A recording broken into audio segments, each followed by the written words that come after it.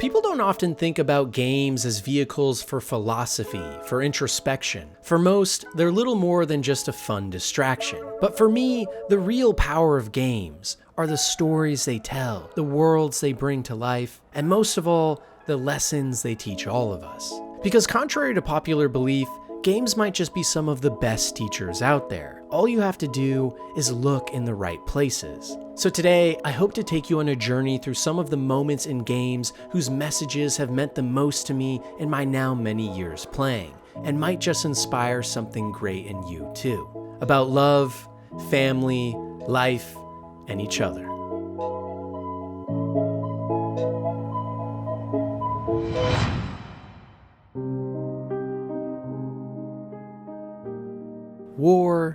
War never changes. And that's because in dire times of conflict, it can often feel as if human decency and justice vanish. But even in these brief moments of history, we must never forget that the human spirit can prevail, and through the chaos of evil, rise above. And maybe no game in history is better at teaching this lesson than Valiant Hearts. Based on the true story of a French farmer who was forced into military service at the outbreak of the First World War, you play as Emile, who must leave behind his loving daughter Marie and her husband Karl. But as if things couldn't get any worse, Karl is then drafted by the German side, your adversaries, and both of you are now fighting against your will, guns pointed at one another. As the game progresses, you go to more and more battlefields, watching the death and destruction that follows you with every step you take. And in each passing moment, both Emile and Karl want nothing more than to return to their family and for the madness to end. On each battlefield, you watch as young men give their lives to a cause they barely understand, as the blood of your fellow man spills into your arms. You come across other characters like Anna or Freddy, who each in their own ways reveals the horrors, but also the beauty of war. People who start with journeys of vengeance but come to love again, or simply someone who wants to help others in their time of need. It's a reminder that even in the harshest of places, of times, there are people who will remain steadfast in their pursuit of good. As Marcus Aurelius taught so many years ago, true strength doesn't come from anything external, it comes from the heart, from one's inner strength and resilience, to fight on no matter the conditions they are in. From a sense of duty and virtue to do what's right, what your soul sees as its most prominent meaning. To accept the fate you've been given and rise above, with a clear head held high on your shoulders for all to see. For Emile and Karl, neither of them wanted to kill, to murder in the name of a cause they didn't even get a say in. And yet for both of them, their salvation comes from the fact that they do actually know what they're fighting for in the end. Not just their country, but most of all, for Marie, for the family. And only by finding their own true meaning, their own path, can Emile and Karl stay grounded in such an absurd world that has lost all faith. But maybe the single most powerful moment in the entire game comes from the ending. The true story of how it all concluded for one French farmer in World War II. You see, towards the final act of the game, Emile is ordered to march with the French army during a suicidal charge to the front lines. Horrified by the senseless loss of life, he disobeys these orders from his commanding officer and looks into his eyes to see the monster he is. And in the heat of the moment, Emile kills the officer in an attempt to save the lives of all those around him. Because in that moment, Emile had to make a decision about what he stood for, what he believed, whether that be in his country and their agenda, or the people beside him and the family back home. To let this officer go would mean to doom his comrades to death, and to stop the madness would potentially mean the loss of a crucial battle for his country, his home. Because you see, things are never as black and white as they would seem, meaning sometimes you might choose to forsake something you strongly believe in for the duty and ideal of something even greater. At some point in all of our lives, we will be tested, and it's in these moments that we must deduce what is most important to us and what we are willing to give up for it. For Emile, this meant turning his back on a country he loved, for a family he loved even more, for an ideal of what people ought to be instead of what they are. And as would be expected, this decision resulted in Emil being court-martialed and sentenced to execution with no hope of once again meeting his daughter, Marie. So in the final scene of the game, we get to watch as Emil writes a farewell letter to his daughter, knowing full well he will not live to see another day. And it's here he expresses his love for her and the family he has been with for most of his life, before a firing squad stands at attention and whisks his soul into the heavens. Here is the actual letter written by a real French farmer turned soldier to his own daughter moments before his death. Dearest Marie, as the war ends for me, I have no regrets. I have seen too much horror. I hope fate has been more merciful to you. Our time on earth is brief, and mine has been filled with so much joy that I can only be thankful for how much I've been blessed, most especially for the wonder you have brought into my life. This letter is my last. I've been found guilty by a military court for the death of an officer. It was not my intention to kill him. War makes men mad. Though I failed Carl, I know my sacrifice has not been in vain. I fought for my country and my liberty. My honor is assured. Since it is the will of God to separate us on earth, I hope we'll meet again in heaven. Keep me in your prayers. Your loving Papa, always.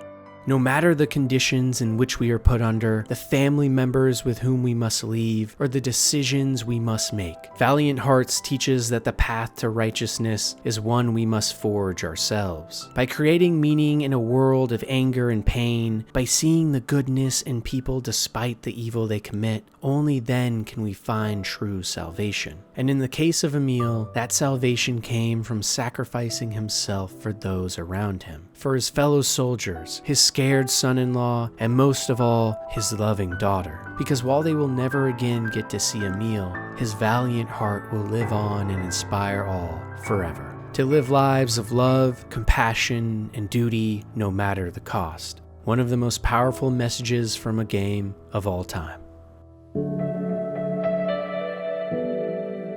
If you've never been in love, you're missing out. And that's because love is a funny thing. It's at the heart of both the greatest and worst moments of any life, and somehow manages to transcend all reason and rational thought to make us do things no other force could. And while Disco Elysium is a game full of interesting lessons and ideas on philosophy, maybe its most powerful are the things it has to say about this silly little thing called love.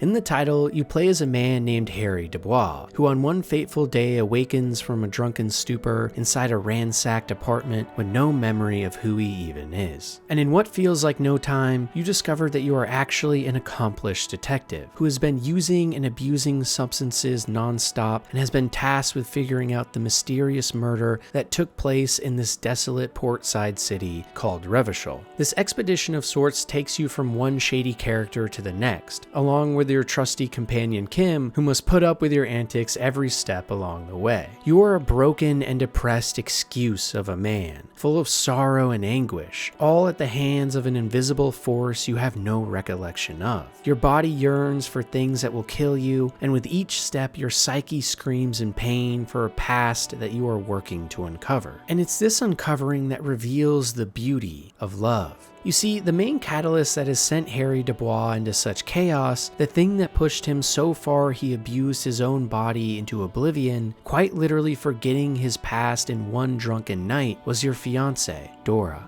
A woman that stood by your side for over a decade as you dealt with alcoholism, depression, and the immense stress from a job you poured everything into. All for her. But after years of abuse and misery from your own hands, she finally worked up the courage to break off the relationship that you held so dear. And in your heart of hearts, you knew it was all your fault. You, Harry Dubois, had lost the one thing that you held on to so dearly in life, the one you loved with no one to blame but yourself. But now, finding yourself as a new man, one who has forgotten his past, it becomes clear that the future is in your hands. Throughout the game, whenever you level up, instead of putting stats into strength or agility, you forge the very constructs of your mind, increasing your empathy or your understanding of the world around you, creating new neurological frameworks in which to tackle the void. And it's from these frameworks that you must decide how to combat the loss of everything you held dear. the loss of a decade of love. That's what this game is all about. As you travel from one location to another, discovering more of your past, you must deal with not only the man you once were and all of the people you hurt, but also come to terms with the fact that you must figure out how to move on from her. At one point, you find a payphone in the middle of nowhere and dial Dora's number, after which she picks up, sad to once again find you in a drunken stupor. Listening to her sense of rejection, of loss of hope in you, as she simply exclaims that you are once again up to your usual antics and need help, after which she ignores you and the phone hangs up. And in a way, you have lost all sense of your identity, the identity you so closely aligned to this woman who held in her hands the key to your heart, the keys to the meaning of your life. And now she simply sees you as a sad and disgusting person, stumbling through life without a care in the world. Moments like this, or when Harry stumbles upon the letter Dora wrote to him about why she was leaving, about all the pain he had caused her, puts everything into perspective. For Harry, all the drugs, all the alcohol, and the depression was his sick way of dealing with the loss of the man he once was, of the future he no longer could have with the person he loved. And it's in these moments that you, with the reins of Harry Dubois in your hands, must decide to confront this loss head on or avoid it and sink deeper into despair. A story about saving your soul and overcoming the past. A story of the pain and sorrow that love most certainly can bring upon us, pushing our minds into the brink of utter destruction. But also a story that teaches us that by rising above the pain, we can take life by the throat and force ourselves once again into the light.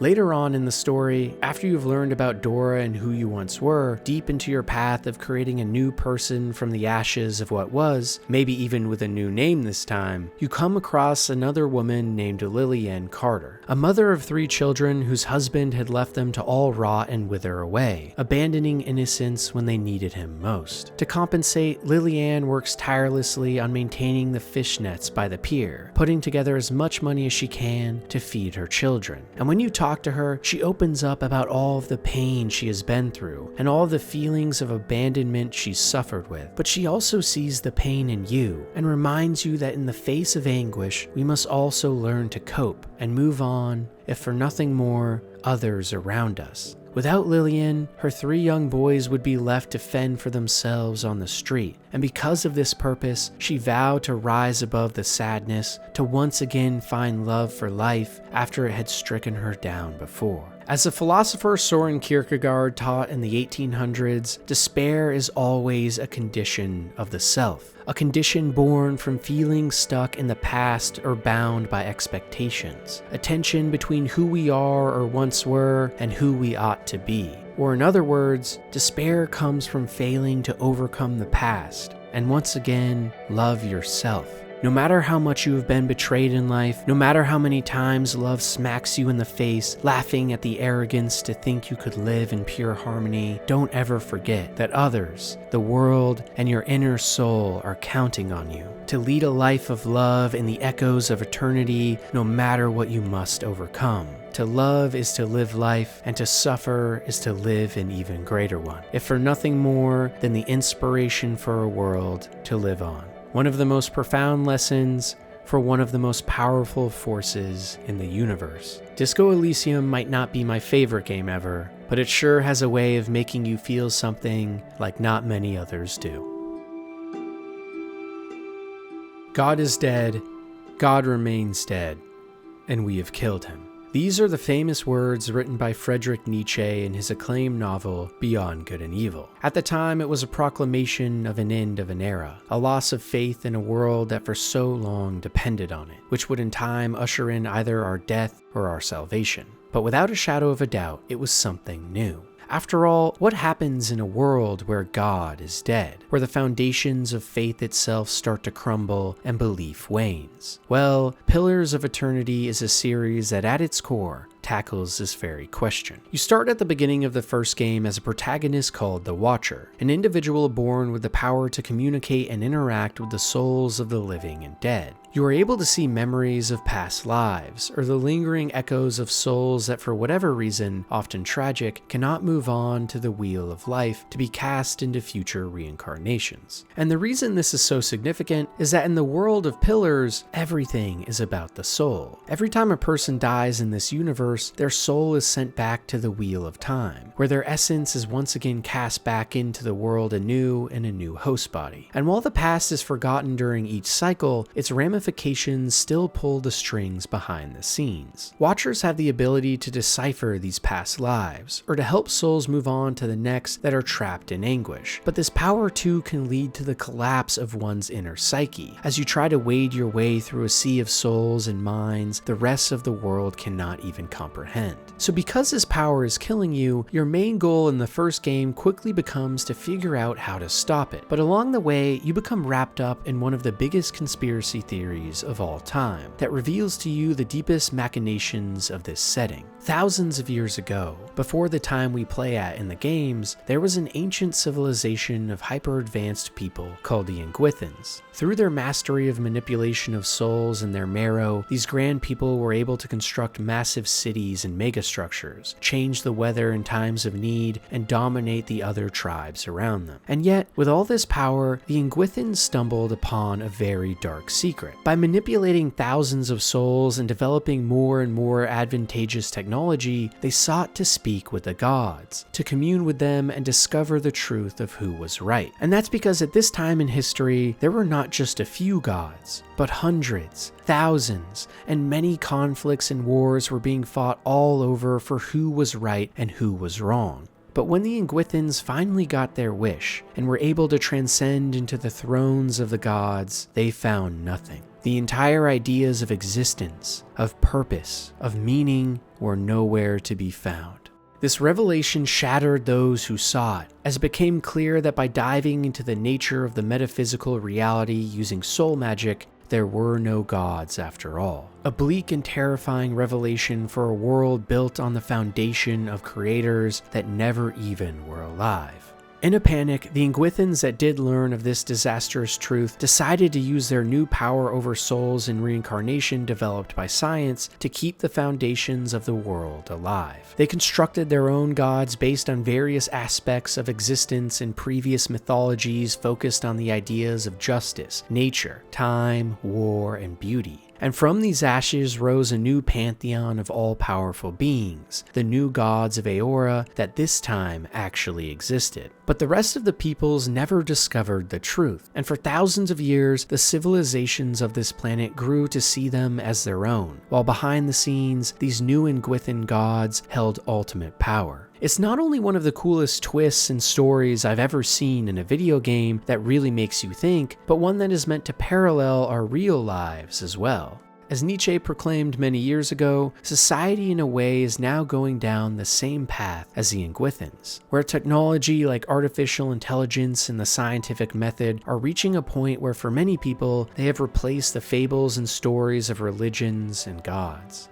So in this wake, who then replaces God? Or in other words, who takes the power of gods in their absence? What influences come to fill the void? Well, while we don't have the power to wield souls in their essence yet, we as a species most certainly do have the power to capture the ideas of faith in the meantime. After all, isn't that all the Ingwithans really did? Hijack the faith and customs that came before, molding it into their own power? In a lot of ways, this is what Nietzsche was talking about in relation to his concerns of the death of God. Because when our most righteous beacons of faith begin to wane, there is no telling what could happen. In Pillars of Eternity, near the end of the first game, you get to meet a woman named Eovara. She was a priest who served under the rule of the main antagonist of the first game, Theos, who was an ancient Ingwithan who led during the height of the Empire, and was tasked with making sure that the world would never learn the truth of the gods and what the Ingwithans had done. But Eovara, rejecting the teachings of her master, sought to tell the world the truth. She thought that it was time they finally knew. For Theos, though, this would certainly mean the collapse of society itself, as the gods and their fables and legends were all that held the savagery of life at bay. Without the gods, argued Theos, the world would have no guiding light. no purpose, and this lack of meaning would lead to the death and destruction of everything they had built. But Eovara saw it differently. Despite how scary the idea of death of tradition could be, she trusted that at the core of every living being was a soul that could rise above all of it, and even in the absence of omnipotent beings, thrive and survive.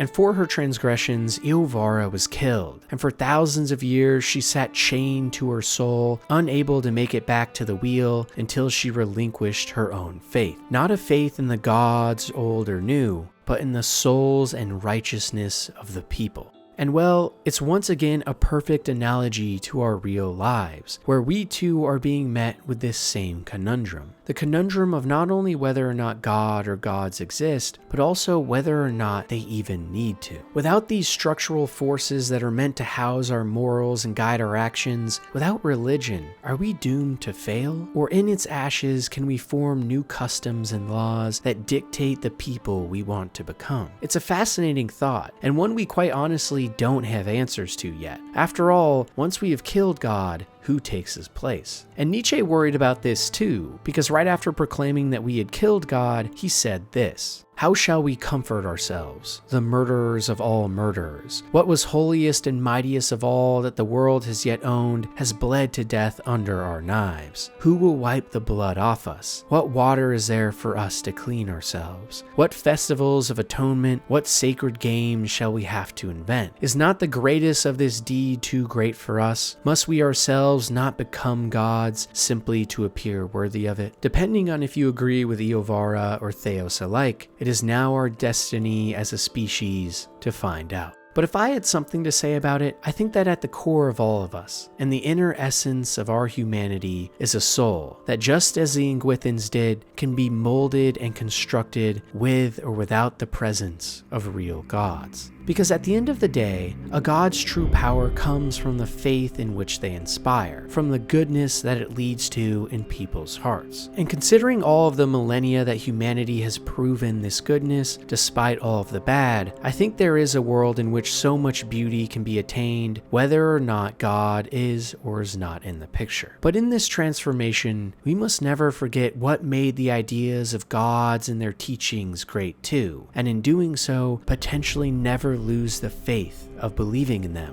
if only for our own salvation. Without question, one of the most profound lessons and ideas ever tackled in a game. And it's one of the main reasons I think Pillars of Eternity is one of the most underrated games ever made. A series and world that at its very nature makes us think and ponder on the biggest questions of life, while still letting us form our own opinions about it all. If you haven't already, you owe it to yourself to experience this series for the first time. In my opinion, one of the most unfortunate circumstances of our modern era is an apparent lack in many to forgive. And that's because forgiveness is something that we all need at some point in our journeys. After all, no one's perfect. Even the most cruel and evil among us, in the path of life, must have a course to retribution and absolution, lest we crumble as a society. And what better way to prove this point than through maybe the most moving redemption story I've ever seen in a game: Arthur Morgan from Red Dead Redemption 2. You see, in the Wild West, there are no rules, which means for vagabonds like Arthur, the world is ripe for the picking. As a young boy, he was taken in by a gang leader named Dutch and forged into a ruthless killer who gets the job done with precision and brutality. And for the entire first half of the game, you do just that, getting things done, which involves killing, torturing, and using violence no matter the cost. But then, something tragic happens. Dutch and the gang are hired as debt collectors under a rich man's rule, and Arthur is assigned to go and retrieve a large sum of money from a family who has failed to pay for many days past their due. So Arthur makes his way to this isolated farm and finds the father outside, after which he screams in his face and beats him to near unconsciousness on the ground in a pool of blood, as his wife and young son scream and plead for you to stop. The father begs for you to end the madness and explains that he has no money left. And by the time he is nothing but a broken husk laying at your feet, you learn from his wife that he has contracted tuberculosis and that he has no money to give because they are just trying to keep him alive. But Arthur, in the cold nature that has forged him, simply says they must pay soon and leaves Without a doubt, at this point, Arthur, just like many others in the gang, is ruthless and despicable. The type of hero that, while cool, is most certainly not noble, outside of anyone within his own gang, that is. And most of all, the type of hero that seems like he is already too far gone. A human being that has committed so much atrocity and evil that no one can save them. But if we listen to the teachings of the famed German-American historian and philosopher Hannah Arendt, maybe there is hope. You see, Hannah argued in the early 20th century that despite the circumstances, redemption is always a necessary formula for humanity, as we all are fallible and make mistakes. Only by allowing people new beginnings to not only forgive them, but for them to forgive themselves and their wrongdoing, can we interrupt the cycle of vengeance and retaliation. By moving on past our hate and prejudice, can new souls be born in the place of pure evil. And in the case of Arthur Morgan, everything was about to change. Shortly after the first incident with the Downs family, Arthur learns that the father has died due to his ailment, and in his place, the mother has turned to prostitution to save her dying son. For nights on end, she is used and abused, all in an effort to make just enough money to scrape by. A truly harrowing tale. And one that moves something in Arthur's heart too, seeing what he has done to this family, this innocent and dying son and mother who will now never be the same. In Arthur's journal at this point in the story, we can see how much of an effect this is having on him, causing him to spiral into questioning what he is even doing and whether or not he can forgive himself for the sins he has committed in the face of God. And so begins a path to redemption. Slowly, mission by mission, Arthur starts to give back, whether that be by visiting the Downs family to give them money so they no longer have to suffer, or letting people go where before he would have killed them instantly. Finally understanding all the destruction he has wrought on the world, Arthur realizes that even if it's all for nothing, he has to try and right his wrongs. And as the gang turns more and more into madness under their fearless leader Dutch, Arthur is on a different path, slowly breaking further and further away from things he learned as a young boy. But just as Arthur is well on his way to forging this new path, almost in a cruel twist of fate, he contracts tuberculosis with little time left to live. So it's in these dying moments that Arthur fully understands his purpose, that while his destiny may already be solidified in hell, he will make sure that he can help as many others reach the light in the small time he has left. And in these final chapters of the story, we see the most powerful moment in the entire ensemble, where Arthur visits a nun and sits with her on a bench, where he finally exclaims just how scared he is, how sorry he is for the man he was and what he has done, fearful of what will happen when he meets his maker. This violent and stoic figure that for most of the game has left nothing but destruction everywhere he has gone, finally opens up and reveals to the world that behind all of the evil deeds was a man in soul screaming for redemption, for a chance at becoming something more. And more than anything, the story of Arthur Morgan from Red Dead Redemption 2 is a story about all of us, about the mistakes we made or the times in life we are ashamed of the people we have become, but also about how no matter deep we dig ourselves into the depths of hell, there's always a path to redemption. Not always one where everyone will forgive or forget, but one where we can at least look at ourselves in the mirror, in our heart of hearts and our soul, and know that we have changed, living every day in service to others and looking for a better tomorrow. If you are ever ashamed of the man or woman you have become, if you are ever disgusted with the person you are in comparison to what you could have been, don't ever forget that in the echoes of life, there is always tomorrow. Always a path to your redemption. Despite the mistakes you have made in the eyes of your maker or the universe itself, how you choose to right your wrongs is what will matter the most in the end. And what a powerful message and lesson that is from such a special game.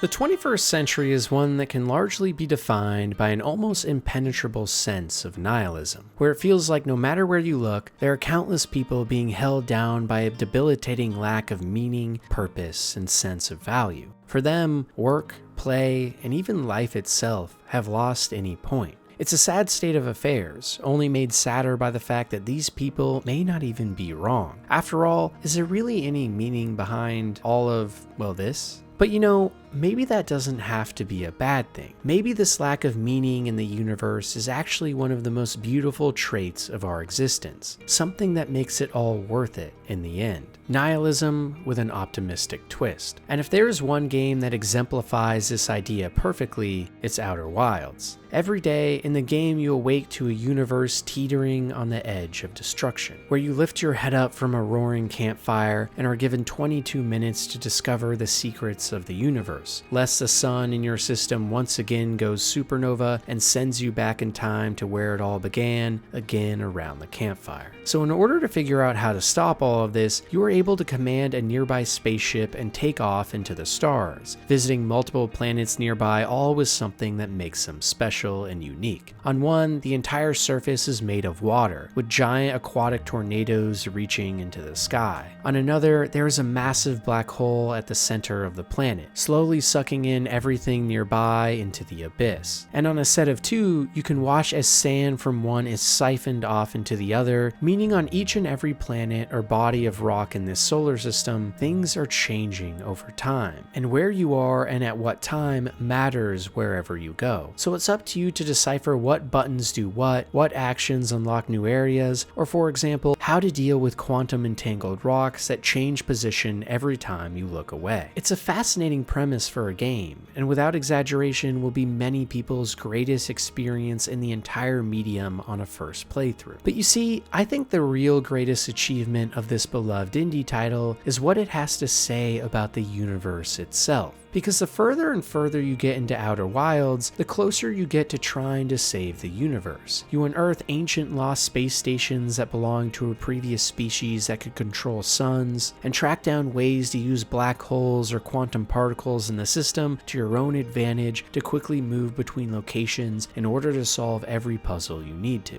And when you finally put all the pieces together and get to the true ending of Outer Wilds, it feels like such an accomplishment. You can't wait to finally save the galaxy and end the cycles that for so long have tormented you. But then something crazy happens. Despite doing everything you could, solving every single puzzle and doing each step in the right order, the sun once again goes supernova and the universe ends. You open your eyes around the fateful campfire once again and mourn. Despite all of your efforts, everything you have done over hours and hours of learning, it was all for nothing. The forces of the universe cannot be stopped no matter what actions you take. And from a nihilist point of view, it's damning proof that the universe is indeed meaningless and our place in it is even less defined.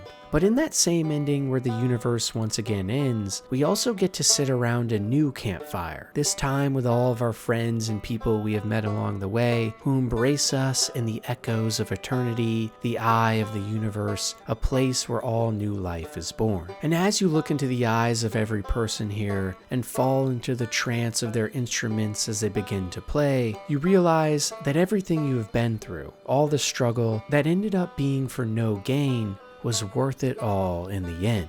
In the early 1900s, a French philosopher named Albert Camus explored the ideas of finding meaning in the universe. He too, like the nihilists before him, found an objective truth in the meaninglessness of the universe. But Albert didn't subscribe to the pessimistic thoughts that this usually brought out in followers. Rather, he was an existentialist, someone who taught that despite the absurd and inconsequential journey of life, that didn't mean it wasn't all worth it in the end. In fact, he argued, when met with something outside our control, so impossible to domesticate, the proper response was not to lay down and give up, but instead to embrace and find meaning in the meaninglessness. And Outer Wilds, well, Outer Wilds is a game about this very idea, that even in a universe that fights us at every step and refuses to acknowledge our presence or actions, we must still tackle it head on and find meaning nonetheless. Because even in a place where nothing matters, there still are the people around you, or your very trust in yourself, a sense of duty and responsibility in the face of absurdity that still gives so much meaning to it all. It's possible to commit no mistakes and still lose. That's not weakness, that's life. Everything comes to an end, and that's all right. That's what makes life beautiful. And if you look at life so optimistically in this way, it has a funny way of looking back at you and smiling. Because at the end of the day, the ones around us and the purpose we make for ourselves is what matters most. Another profound lesson from yet another profound game. While Obsidian's more well-known Pillars of Eternity series made us ponder on the question of what happens in a world where God is dead, the lesser-known but also fantastic Tyranny game from the same studio flips this exact question on its head, and instead makes us ask, what even gives God power in the first place? After all, entire wars and crusades have been waged in our real world all in the name of figures and deities who might not even exist. And what is a better display of power than that? People giving their lives to a being or presence they have never seen. In Tyranny, you play as what is known as a Fatebinder, an agent who serves in the name of the Archon of Justice, Tunon the Adjudicator. Tunon himself is one of many Archons that serve the will of their all-powerful leader known as Kairos, who has the ability to quite literally split the earth in half, cause massive storms, or spread famine across the land. Meaning Kairos has been able to conquer almost all regions known as tiers of the continent you find yourself in. When the game begins, Kairos is on a crusade to conquer the last remaining and fighting tier, which will solidify them as the all-powerful and unstoppable leader of the known world. So as a Fatebinder, you are tasked with entering this final tier and upholding Kairos' law, along with announcing any edicts that Kairos may pass, the power that allows the world to crumble beneath their feet. It's not only an awesome setup because you get to play as the bad guys in an apocalyptic Bronze Age full of interesting world building, but also because of how philosophical the narrative really is. You see, Kairos isn't like most bad guys. He, she, or whatever they are, something we've never fully get to know, is an enigma to almost everyone on the continent. How this great leader's powers came to be, and what the ultimate end goal even is, are still unknown. And even more fascinating, Kairos is not just an evil dictator. We discover that in many of the already conquered tiers, life for the lower classes has been in many ways improved. Family has become a focus, and by many accounts, civilization prospered. But in those same accounts, we learn that Kairos rules with an iron fist, and does not allow anything in the Empire besides obeying every command. A better life at the cost of all of your freedom. But we aren't here to discuss free will versus convenience, despite that being another very fascinating topic, especially in the modern era with big tech companies. Because the real most interesting philosophical lesson of Tyranny is its analysis of power and where it stems from. You see, for most people across the continent, Kairos is essentially a god. Wherever they go, their will is imposed easily, and because of the destruction everyone has seen in the other tiers, many people think there is no hope. It alludes to many of the arguments made by Thomas Hobbes in his famous work Leviathan. Hobbes argued that the power of authority derives from the consent of the governed, and that fear is the best indicator of true power. As much as it seems like Kairos' power is a result of their ability to wield great and unknown magics, the true power of Kairos is the fear they inspire in their subjects. For example, while we as a Fatebinder in-game do early on receive our first edict, an order from Kairos that when read aloud tears the region asunder, even before this point everyone fears the sight of us, not because of what we have done, but because what we are capable of doing. In a strange way, the fear of our power is even more potent than the power itself. Or in other words, Kairos' strength derives not just from their mastery of godlike powers, but also their mastery and manipulation of the mind. What makes Kairos a god to the people isn't the fact that they can create tornadoes that reach for the heavens or earthquakes that topple every building. It's the fact that within the minds of the people, they fear this leader and will do anything to protect themselves. Hobbes thought that leaders like Kairos were the most effective because human beings have a natural desire for security. We are self-interested and seek refuge from the chaos of the natural world. And because of these instincts, we tend to fall into religious systems or under the rule of of gods that provide a sense of order and control, that promise to guard us from our fears. So for most people in the tiers of tyranny, they give up before they even put up a fight, because of the fear in their hearts of what would happen otherwise. But not everyone gives up, and even from what we see early on in the story, many people are willing to fight to the death for their old ways of life. So the question then becomes, how do you fight a god? Well, you become one. Later on in the main story of Tyranny, you are given multiple choices to either stay aligned with Kairos or break from your shackles of evil to help those in need. But no matter which route you choose, by far the most fascinating moments come towards the end. After traversing the old walls, ancient underground caverns and structures built by hyper-advanced civilization, you eventually discover that the spires dotted all around the lands across the continent are nothing more than tall buildings that reach into the sky. At the top of each are conductors of magic that, once unlocked, give you too the same powers as Kairos, the ability to cast edicts. This all-powerful god, an enigma of which we know so little about that just moments before seemed utterly unstoppable, now is nothing but your equal. Now with the ability to tear the world apart in the same way, you cast an edict in order to show the people that Kairos is not unbeatable. And when you do, it inspires in the hearts of millions hope. Hope that they no longer have to fear, but instead can take back what they believe in. For so long, the people of the continent have lived in constant fear and oppression and put faith in the only thing they could. But now, with an alternative option and more people discovering the truth of this ancient magic, the walls begin to come down. Even though Kairos still has the ability to cast these great magics, this ability no longer matters. Because Kairos' power never came from the magic. It came from, as Hobbes argued, the ability to inspire fear or to induce faith in those around you. And when Kairos is stripped of this contagion of the mind, that is when the people finally start to stand up.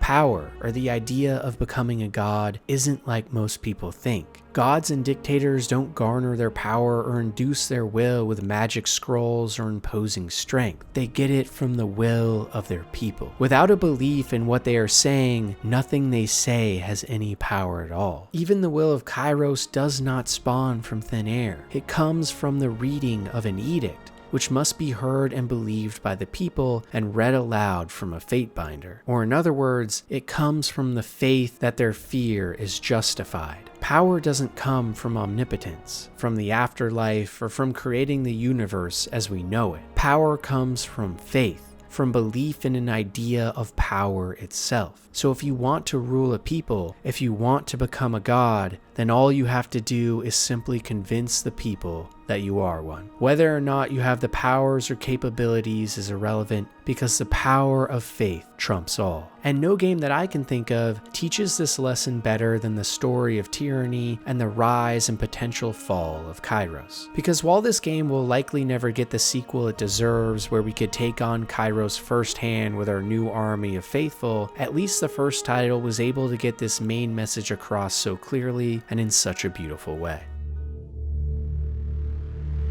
There may be no more foreboding place on planet Earth than the deep blue ocean. Miles and miles beneath this colossal mix of waves lies a cacophony of strange sounds and horrifying creatures, the likes of which we only see in nightmares. And this nightmare of sorts is what makes Subnautica so special, and also is key to the biggest lesson it teaches us: facing our fears. It's what the entirety of the series itself is based around, where at the beginning you find yourself in pristine coral reefs, and by the end you are over 1,000 meters underwater in pitch black biomes inside a massive sea truck being stalked by Leviathan-class predators. For as beautiful as a game can be at times, it can also be just as terrifying. And more than anything, it taps into that lingering sense of thalassophobia in all of us, fear of the ocean and what it's hiding. Yet within each of the even scarier zones, there's also always a sense of beauty and awe too. Striking plants or wildlife that can't be found anywhere else, or secrets to be uncovered that give us insight into the history of this mysterious planet. But in order to actually get to any of these awesome moments or cool mysteries, you must first take that first step into the dark depths of places you have never been, or between claustrophobic caverns full of sounds from massive beasts. These sections of the game are nothing but pure terror and tension, forcing a player who wants to move forward to face their fears head on, to progress. And more than anything, it's a great analogy to what Joseph Campbell, a famed American writer and professor, called the hero's journey. He argued that for any hero in a great story, in order to actually ascend, to become the myth and legend they do by the end, they have to first always confront their fears directly. For Campbell, the entire human spirit and what made us great was this ability to look death in the face and still rise above, to further your progression as a person by tackling what holds you back most. And in Subnautica, you must take these big steps over and over again as you traverse deeper into the ocean, so much so that by the end, you might not even be afraid of what scared you so much before. A game that through nothing more than moment-to-moment gameplay and systems teaches us how to succeed in life too, by looking out into a vast ocean and going head first into the deep end. Because only in moments like this can the greatest growth happen in any of us as human beings. A valuable lesson that becomes that much more powerful when you actually do it yourself, under the guise of just playing a game for fun. And maybe most interestingly, it's fantastic evidence that games as a medium have a special way of teaching us lessons, because they allow us to actually learn them for ourselves. You can read or watch movies all about being brave and facing your fears, but no matter what, these lessons will never have the same effect as actually having to conquer them yourself, like when playing a game like Subnautica.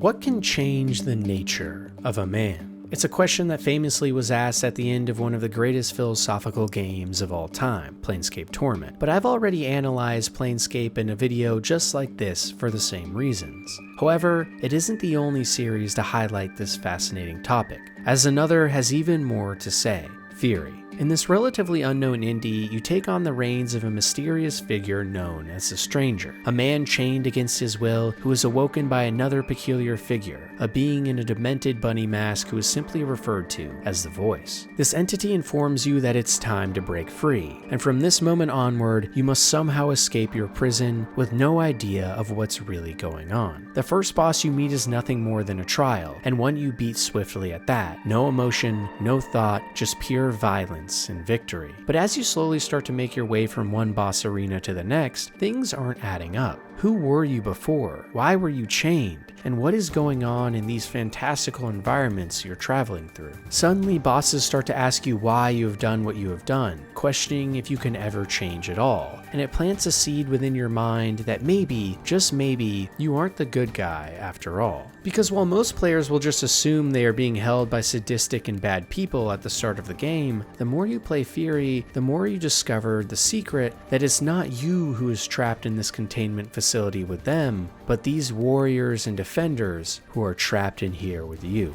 The Stranger is actually nothing more than a super weapon, a robot that was made to be the ultimate fighter, a being that in its past quite literally destroyed and culled entire planets of all life, a construct with no emotions outside of a dying hunger to kill. The facility you are breaking yourself out of is actually meant to stop you from ever wreaking havoc in the universe again, and the bosses you have been fighting over and over aren't the bad guys, they are the heroes. Your entire life has been a lie, and now, in the final act of the game, you are given a choice: to either break free from this facility and rain fire in the blackness of space, or forgo your very design to stop yourself. And it makes you start to wonder, what really can change the nature of a man? Is the Stranger, a being born from pure evil, ever capable of actually saving himself? Or would doing so be nothing more than an illusion? A promise that would be broken in time by instincts? If we were to take the words of British philosopher John Locke, then surely the Stranger is doomed. Locke argued that our ideas of self and who we are strictly defined by circumstance, by memories that expand into consciousness, giving us the illusion of choice. Other prominent thinkers like David Hume agreed, and saw personal identity and free will as nothing more than a bundle of perceptions that has no underlying self. But the ending of Fury paints a different picture, where despite our past, despite the things we have done and the instincts that have been instilled in us from birth, maybe we can rise above them. and in an analogy of sorts, fight our way through the demons of our past to claim victory over who we once were, to be born again as something new and unknown. Because the journey the stranger goes on in Fury is not just one about a robot changing its mind, but also about a robot becoming more human. Because after all, is the most human thing about us not our ability to change, our capacity to look at ourselves in the mirror and know we aspire to greater? When we swim in the depths of evil, it can be hard to change. Even Nietzsche famously exclaimed that he who fights with monsters should look to see that he himself does not become a monster. If you gaze long enough into an abyss, the abyss also gazes back at you. And he was right. Sometimes either from our own choices or decisions outside our control, the abyss pours itself into our heart. But what Nietzsche missed, that Fury so eloquently shows us, is that the reverse is true as well. That by pulling ourselves into the light, it will shine brightly upon us. The nature of any man is one that is constantly changing, not only in definition, but in form. So if you ever feel like you cannot break from the shackles of your nature, then remind yourself of the stranger and of the unrelenting will to become a person who is proud when they look in the mirror and see the reflection that peers back at them.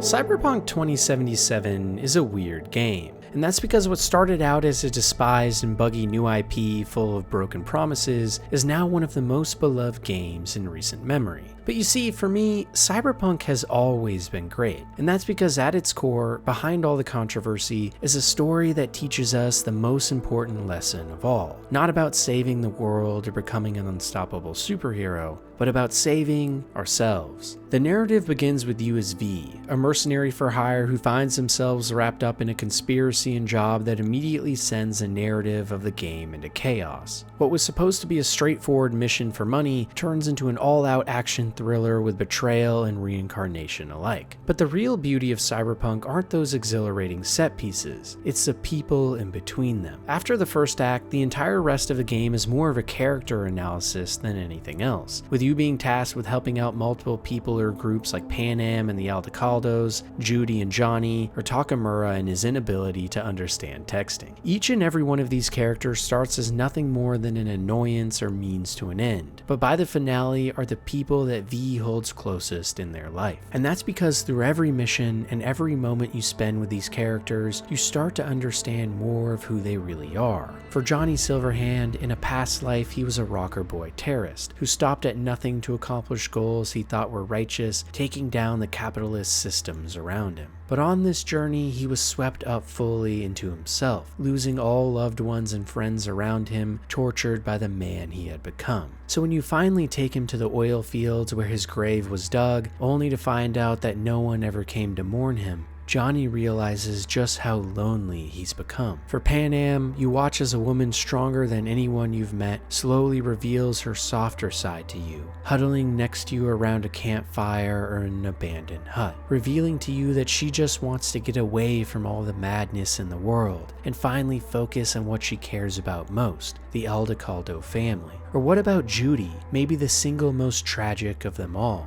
After suffering her entire life being used by gangs and powerful people, the only friend and lover she has left in the entire world, Evelyn Parker, is assaulted, brutalized, and left for dead. Day after day, Judy tries to help her recover, but a part of her soul is no longer there. And the moment Judy finally leaves her alone, she comes back to find her in a bathtub, covered in blood and sorrow, taking her own life because she wasn't able to bear the brunt of the world that had wronged her so much. You watch as Judy sits over the bathtub crying, heaving, struggling to hold herself together as if every fiber in her being has lost all hope, and the world has become meaningless. Each and every one of these characters you meet, and every story they tell, is a story of the human condition itself, about how hard and unfair life can be, about doing the right things and still being treated like human trash, about living in a world that loves to watch you suffer. And yet, as depressing or impactful as these moments are, it's only what comes at the end of the game towards the final act that reveals the true profound lesson of Cyberpunk 2077, the lesson of saving oneself. At the oil fields that you take Johnny Silverhand to, when he realizes how many mistakes he has made, the thing that hurts him the most is that he never had any real friends. Everyone around him was either being used or using him. But when you look in his eyes and tell him that he does mean something to you, something in Johnny changes. He finally understands what matters. With Judy now left alone and with no one to help her, you can step up and start to spend more time with her, helping her get revenge or learning more about her childhood, all while being the best friend you can. And for Panam, you finally give her an excuse to follow her dreams and open up about how she really feels about you. Even in a setting like Night City, a place full of death, brutality, and destruction, full of people putting on a facade about how powerful or angry they are, every single time you peel those layers back, you don't find evil staring back at you, but instead good souls screaming for help. And maybe most of all, you find that in yourself as the player character V. Due to the circumstances in the opening act of the game, you have a chip inside your head that is slowly killing you, with seemingly no options to save your life. For almost the entirety of the game, V is scared, unsure of what to do next, and afraid to end the story of their life. You fight endlessly to keep yourself alive, killing and murdering whoever is in front of your way to get there. And in the end, it all seems like it was for nothing. But then you realize something. You look to Johnny, to Panam, to Judy, and it immediately hits you that what you were fighting for was never yourself. The thing that kept you pushing, the thing that made you go the extra mile, was the people around you, the ones you cared about. And in the finale of the game, you can choose to sacrifice for each and every person you have met, whether that be by giving up your body to allow Johnny Silverhand a second chance at life, helping Panam and the Aldecaldos escape from Night City and sail away into Arizona, or making sure Judy can find a new place to live. Despite the fact that in almost every ending of Cyberpunk 2077 V dies, the story was never actually about saving V in the first place, because the only way to save yourself is to save others. In the end of Cyberpunk, where you do find a cure, you must sacrifice everything in order to get there, meaning that by the time you come back, all of your relationships are gone, and the people you care about most have left after you abandon them. But in the endings where you instead sacrifice yourself for others, you at least find salvation in the fact that you meant something to someone else. And it's one of the most heartfelt and intense lessons a game has ever preached, that saving oneself is actually saving others. And in many ways, it's a message that reminds me of a book I read recently, Man's Search for Meaning by Viktor Frankl. It's a short tale about the life of an Austrian neurologist and philosopher who suffered inside concentration camps during the Holocaust, where he for years watched as hundreds of his fellow men withered away and died, simply giving up on their will to life, due to the circumstances under which their lives were now chained to. But Victor's biggest takeaway wasn't about the sadness of it all, but rather how some of these people somehow defied the odds and lived anyways, including himself. And what he found was that the people who did survive these tragic conditions, the ones that day after day, despite starvation, disease, and broken limbs, still managed to get up and suffer, did so because of a higher goal than themselves. Sometimes that was a great work that needed to be finished, and even more often, a family that needed to be protected. And by the end of it all, Victor found that the only way to save oneself was to find meaning in your life, a meaning that meant something to others too. And that is the real lesson of Cyberpunk 2077, and also the reason I always give for why it's my favorite game of all time whenever anyone asks. It taught us lessons that for some only reveal themselves in the final acts of life, and maybe no single moment did this better than the most soul-crushing ending in Cyberpunk, where at the end of the story, instead of giving yourself to others to find a cure, you instead can end it all. choosing to take your life before the final stretch because you realize just how meaningless the world is, how pointless all the violence and treachery is. But as the sounds of the gunshot and bullet piercing your skull get drowned out by the noise of a busy city, suddenly videos of those you love come onto screen. Filled with anger, sadness, or despair, everyone you have met pours out their hearts to you about what you have done and how you have ruined their lives. And in one of these, from Judy, you simply have to sit and watch as she struggles to gasp for air in lungs filled with the never-ending tears and crippling depression that you have thrust upon her. You were all she had left in life, the only person she cared about, and you took your life too. Seeing this poor woman, this tragic and harrowing scene play out before your eyes, puts into perspective just how much of an effect we can have on others, and that our choices do matter. That no matter what, no matter how hard life gets or how evil things become, we can never give up on ourselves. And that in order to live the lives that we always dreamed of and propel the world to a better tomorrow, we must dedicate our purpose to saving ourselves by saving others. No amount of fame, no amount of money, and no amount of being the best in all of Night City will ever be more meaningful than that. Because while for most of us, life is one long journey of finding meaning, it's only those who find it in helping others that make it to heaven, whether it be a place or a rhetorical what if. In videos about philosophy and introspection, Minecraft might be the last game you would think to find. But despite the blocky textures and exploding green men, Minecraft also at its core teaches us all a very powerful lesson. A lesson about creativity, about joy, about the beauty of it all and embracing it. You see, back when I was a kid in elementary school, Minecraft was a phenomenon, and to this day, it still is. Many of my friends after school would rush home to load up into a new world where their imaginations knew no bounds. For most, this meant building a house to survive the harsh night, and for others, it was the beginning of constructing massive places that resembled some of the great architecture of the real world. But for me, the best part about Minecraft was just the way it made me feel. Looking out into those blocky landscapes and just thinking to myself, what if? And there really is a seductive sense in that idea, that you really can make whatever you want. It's fun for the same reasons that we as kids play with action figures or dolls, or make up stories in our heads full of nothing but our imagination. Because it's a key component of what makes us human in the first place, that creative bone in all of us that sees the mundane or uninteresting and finds so much beauty in it all. In Immanuel Kant's Critique of Judgment, one of many volumes of extensive critiques the man made on all sorts of topics, he dives into questions around aesthetics, the study of beauty and taste.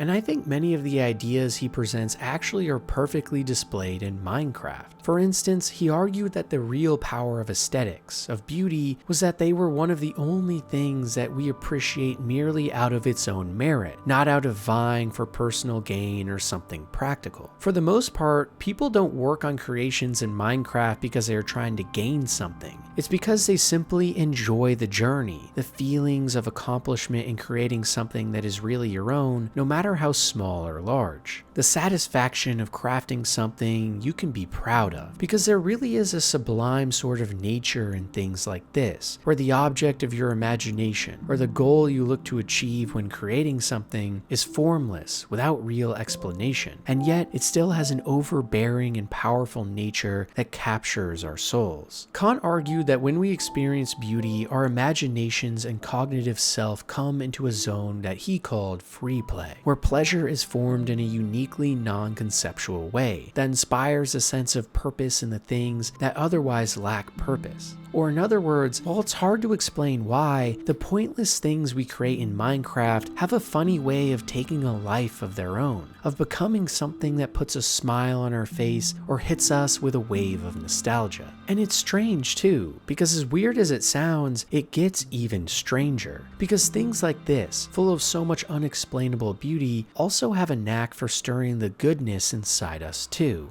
Like the happy feelings of morning dew hitting your face, or looking out at an expansive vista that makes your soul sing, Minecraft too can have this effect, by allowing players full creativity to do whatever they want. There are no objectives, no main quests or NPCs with endless dialogue, just you and the world beckoning you in. And it's these creative outlets like Minecraft or even Roblox that are so crucial and necessary for human flourishing. By allowing individuals to connect with the deeper aspects of their rational and imaginative faculties and opening up our hearts and minds to a purpose that otherwise is completely hidden. And while Minecraft may be the best and most simple example of this, it's also a key principle of what I think makes games as a whole so special in the first place. The fact that they give us agency in their worlds where our imaginations can run free and wild to create things, make up stories for our characters, or take the reins of what to say in important moments. And if nothing else, no other medium gives us the ability for creative expression quite like games do. And maybe in a way, that creativity is a window into our own souls. Funny how even in the games you least expect it, so many meaningful lessons can be found.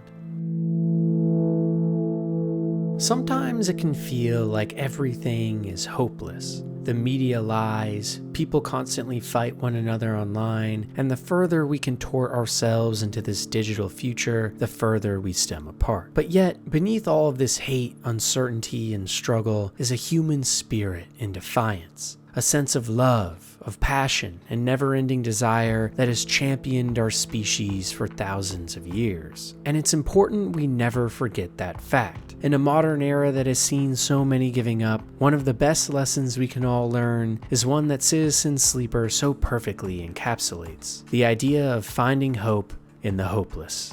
For those of you who haven't played, Citizen Sleeper is probably the type of game that will bore you to death. There's essentially no gameplay, no voice acting, and for the entirety of its runtime, you will be stuck in one place. But included in all of this is a story and philosophical insights that will light a fire in your soul like no other. You are what is called a sleeper, a robotic body that has been implanted with the consciousness of a human being kept in a cryogenic pod, potentially light years away. Sleepers are meant to be used as a sort of slave labor that works endlessly doing mundane tasks like mining, and in your case, when you awake in your robotic host, you have no memory of your previous life. All that you know is that after finding yourself in a mining colony with no possibility of safety, you manage to escape and move yourself onto a massive space station known as the Eye. Every day you awake and are given a set of randomly rolled dice based on your current condition and energy, which you must manage before going to bed. And these dice can be used to commit to a certain number of actions in each day or cycle, doing things like working for money to buy food to stay alive, or meeting with people with plans to help you escape your predicament. Any decision you make means losing time to commit to another decision, and this means you must always figure out how to use your dice and days wisely. And that's especially important for you, considering that there is a tracking bracelet attached to your robotic figure with a hitman making his way towards you. It's an interesting premise for a game for sure, but where things really shine with this title is the story it tells and the people you meet. For example, at one point you can stumble upon Ethan, the mercenary for hire who is tasked with taking you out and likes to play with his food, forcing you to serve him and give him money for his bad drinking habit. Before this, you come across Fang, an engineer on the station who tricks you into helping him all in a bid to get what he wants. And with each and every encounter, you see firsthand the pain this station is causing people. Many are struggling to get by in the lower rings of society, while the elite and rich sit in their ivory towers above. And because of so many misunderstandings and an overpopulation problem, resources are being drained and the future seems dim. Despite escaping utter hell on the mining colony, you have once again found yourself in a new one on board this space station. It seems as if all hope is lost.